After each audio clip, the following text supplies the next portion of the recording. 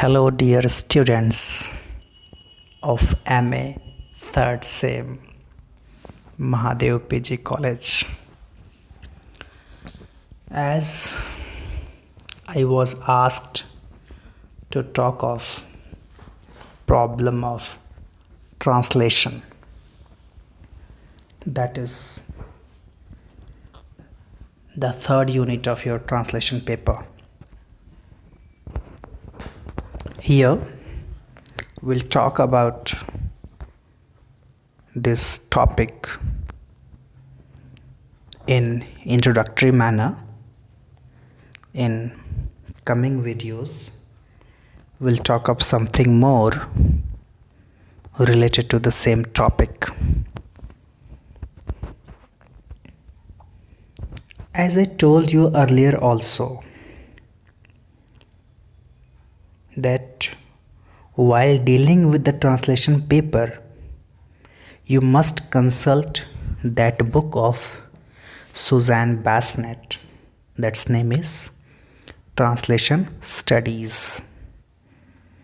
This particular topic is given in a separate chapter there. Let's begin with the topic, that is problem of translation. See how beautifully Suzanne Bassnett puts her view. There is a need for a close relationship between the theory and the practice. So, just by knowing the theory of translation, one cannot become a good translator. Its implementation in appropriate manner, that is called practice, is very much needed. So we have to understand that there is a need for a close relationship between the theory and the practice. Means there should not be much more gap in between both of them.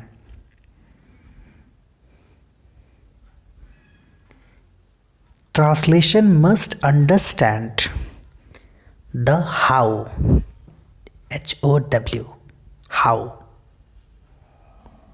rather than just knowing what. See, one thing I'll tell you again, while watching this video, the letters, the words, those are visible in red color, are of greater importance. So you must remember all these words at least. These are the key words which will help you to write your answer. So translation must understand the how behind the translation process. Means how this translation takes place, how this process of translation takes its existence. It must understand the how behind the translation process. Only knowing what is not sufficient. Just knowing what is not sufficient, we have to know, means just knowing what the translation is not sufficient. We'll have to know how does one translate, how should one translate. Okay, the example that she gives about Rolls car there, that just by sitting in the place of a driver, one cannot become a driver.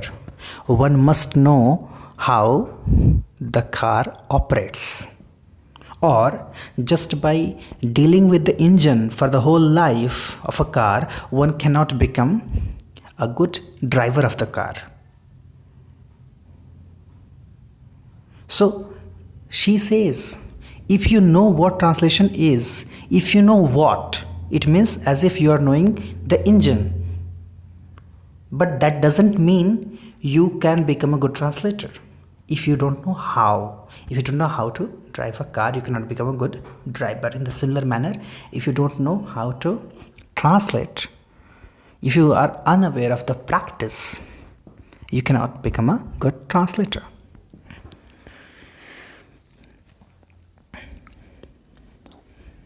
And one very good thing that she puts very clearly, the translator is, after all, first a reader, then a writer. See, and that's why our focus in this video will totally be on this very thing. We'll take translator as reader, and it's very interesting to know how a translator is a reader first, then he becomes a writer later while translating the text from source language to target language. So the translator is, after all, first a reader, then a writer, and in the process of reading, he or she must take a position. So, means what are the concerns as a reader? What are the concerns of that person? That concern he or she can take while translating the text.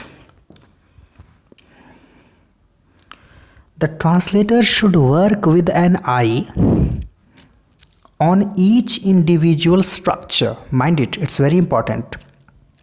It's about how structure is very important to pay heed.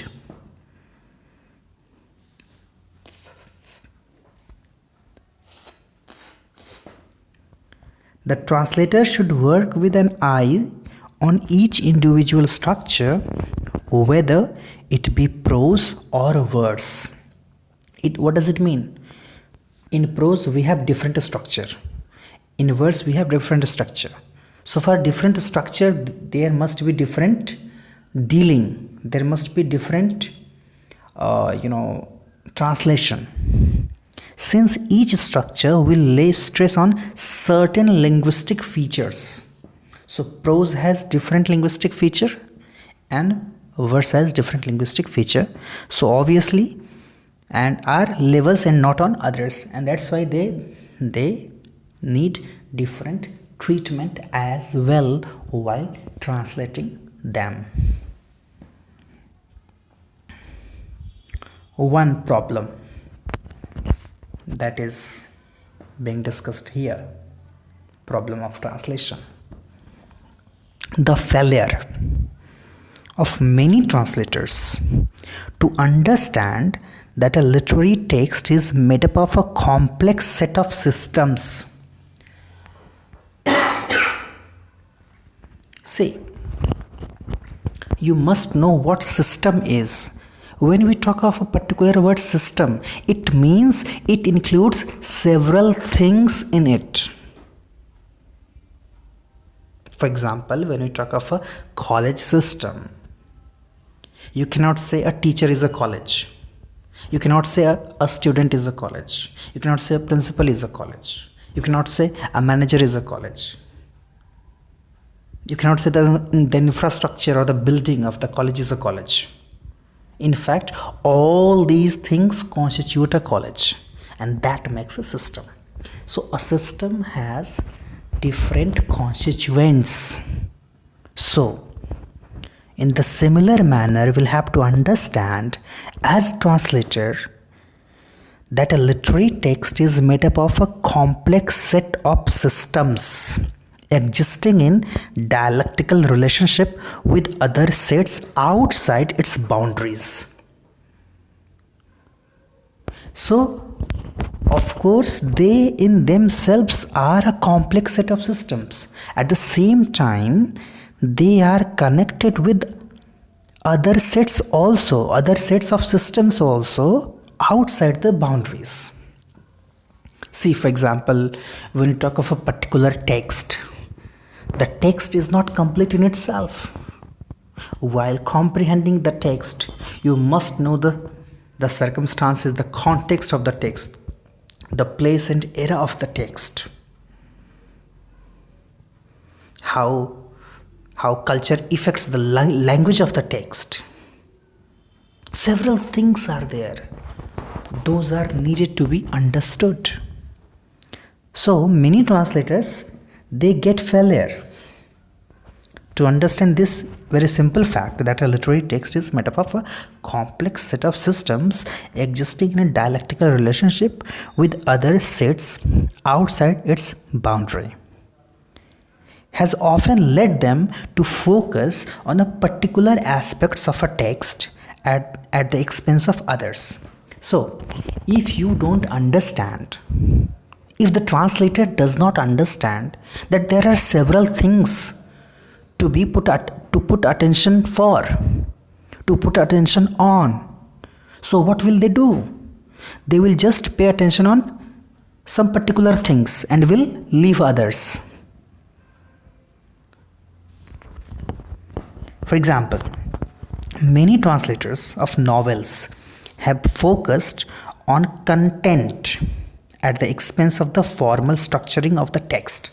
So, see the example. While translating a novel, generally what the translators do, they focus on the content and they forget structure. One cannot do that. That Suzanne is saying. For becoming a good translator, one should pay attention on each and every things which made the whole text. So we'll have to understand text as a whole, not in fraction. If you just think of the content, you are thinking of the fraction, not the whole. And one very good thing that she puts very clearly, if the text is perceived as an object, that should only produce a single invariant reading. Invariant. When we deal with the text, it is generally assumed that we should understand what the writer is talking about. We should not vary our opinion, what is being said. But the thing is that, how is it possible? The writer is not present here to tell you what he or she wants to tell. So it's all upon you to interpret it. So just invariant interpretation, invariant reading is needed. How is it possible?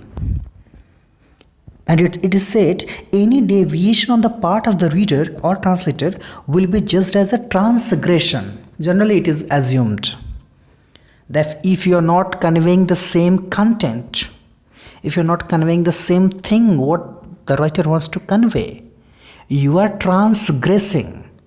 You are degenerating yourself as a writer, as a translator.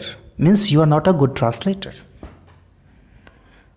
But she says, such a judgment might be made regarding scientific documents, of course.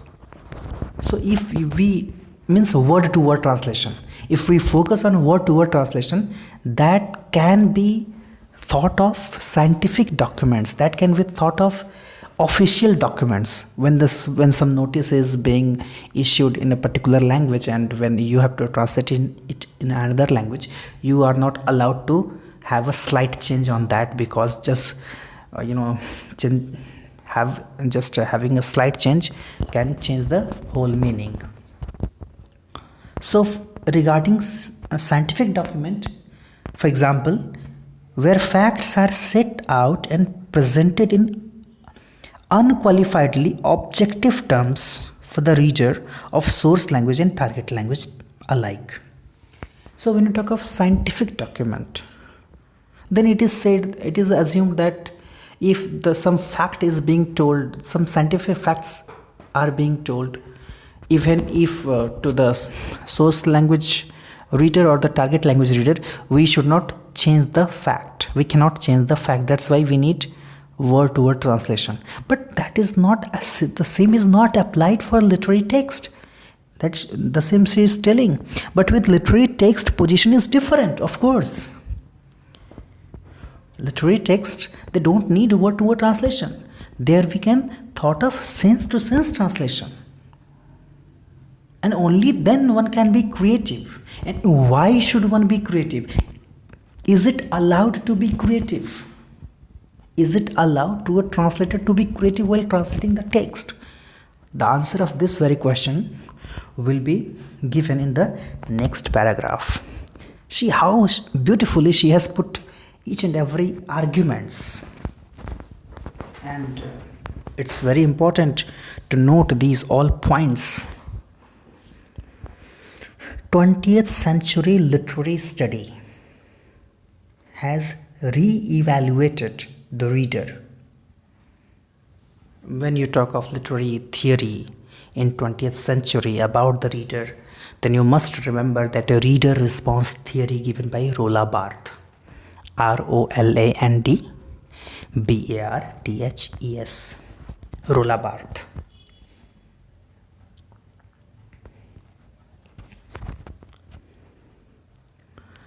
So, what is the role of Roland Barthes? What did he say? He talks of reader as producer rather than consumer. Try to understand what is the meaning of reader as producer rather than being consumer. When you are consumer, you have to consume, you have to accept just whatever is given to you. But when you are producer, you have the freedom of your own. You can produce whatever you want. See, for example, the bachelors like us, when they depend for food on others, they are not allowed to have that much choice of their own. They just eat whatever they are being given. But when we cook food by ourselves, then we have enormous freedom to cook whatever we want. So then we become producer. So reader, when you talk of reader response theory by Roland Barthes says,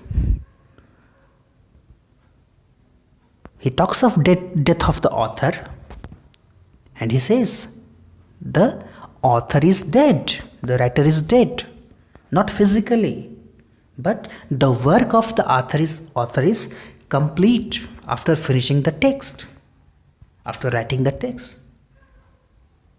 Where the writer dies, at the same place the reader takes birth. So it's all upon a reader to interpret the text according to his or her own manner, his or her own thinking.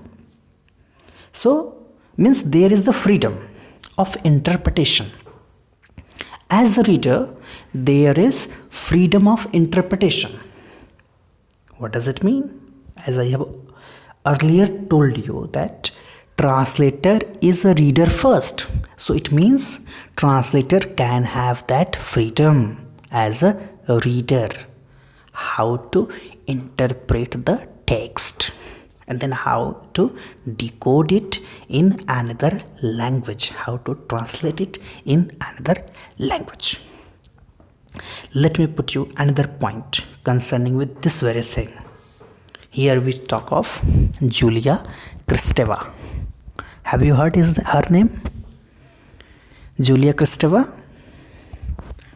She gave the term, very famous term, this is often asked in net examination, intertextuality. So intertextuality is a term given by Julia Kristeva, JuliaKristeva. Julia Kristeva's notion of intertextuality sees all text linked to all other texts. So intertextuality, inter means more than one, textuality means texts. So how one text is very much linked to other text, very much connected to the other text. And she says no text can ever be completely free of those texts that precede and surround it. So it means every writer has a date, DEBT, curse, They borrow something from their predecessors. They get something from their predecessors knowingly or unknowingly. Means, for example, if some writer is writing after reading Shakespeare, even if he or she is, confessing that I have not taken anything from Shakespeare, but when you try to trace, you will find some elements of Shakespeare in his or her writing, who is writing after Shakespeare. In the similar manner, if we try to write anything today, we borrow some elements, some things from our, predecessors, the writers who took birth and now are dead, and we have read them. So we have taken something from them, and that is there in our unconsciousness. So while writing something new, some things of the past come into the present. That she talks of intertextuality. All text links to all other text, because no text can ever be completely free of those texts that precede and surround it. Thus, all texts are translations of, three translations are being used here. All texts are translations of translations of translations, and the line cannot be drawn to separate reader from translator. Try to understand. When a particular text is written and how it is connected with the earlier texts, it means as a writer, as a translator, the reader can be, as a translator can be a reader.